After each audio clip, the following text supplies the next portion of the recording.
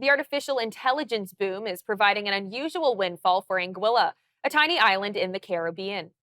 ChatGPT's debut nearly 2 years ago sent companies scrambling to acquire websites that end in .ai, which are controlled by Anguilla. We were joined by Ram Mohan, Chief Strategy Officer at Identity Digital, to discuss what this boom in the use of .ai means for Anguilla. So ChatGPT is what happened to the government of Anguilla, just like it happened to all the rest of us in the world, but in a very different way. ChatGPT came to burst onto the world, and with it, the popularity of artificial intelligence, it became an immediately required technology that every company, every business had to integrate. When companies wanted to showcase their AI capabilities, they discovered that Anguilla's name, .ai, was ideal for it. So companies that are very large, all the way from Google to Meta to X, to smaller companies to startup companies, Perplexity, which is an AI search engine, they said, if I want to have my name described, I can find a short name.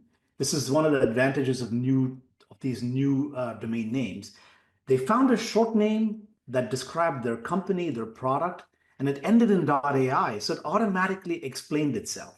So that was the explosive growth. It went from just under 100,000 names in 2021 to now over 500,000 names. So there's four times the growth in less than 4 years' time.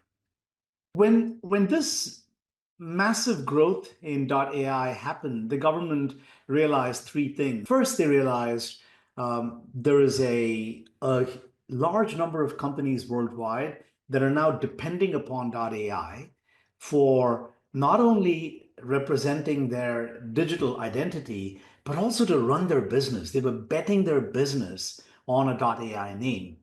And they realized that .ai needed stability, security, resilience. And so they were looking for a global partner to come along to partner with them, to take .ai, put it on a global platform, and also ensure that it became safe and stable.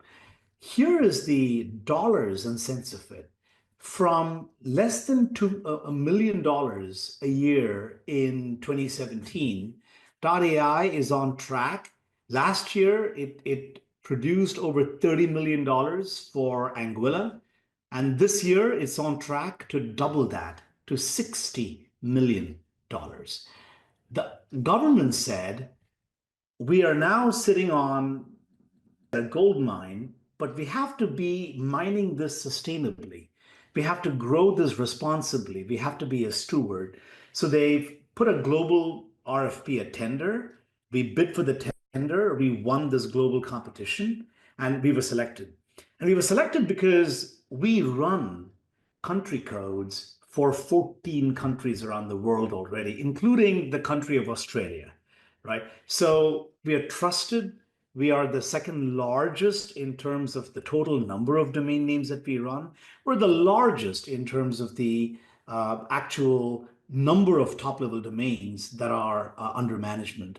So it was a good marriage, a trusted company that has tremendous experience, partnered with a government that was exercising great wisdom in thinking, we are at $60 million of revenue.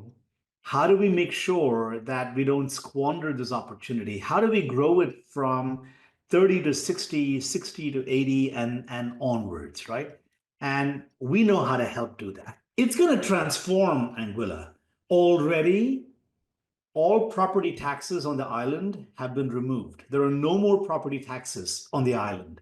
And that is funded by the money that is coming in from .ai sales. They are looking to expand the airport. The airport currently cannot handle big jets. They want to bring more tourism in. It's a beautiful island, but they're limited by the size of the airport. They want to increase the size of the airport. They're building a disaster relief fund. In 2017, Hurricane Irma whacked the island. Over 90% of the island's buildings were damaged. They were without power in some places for 3 months.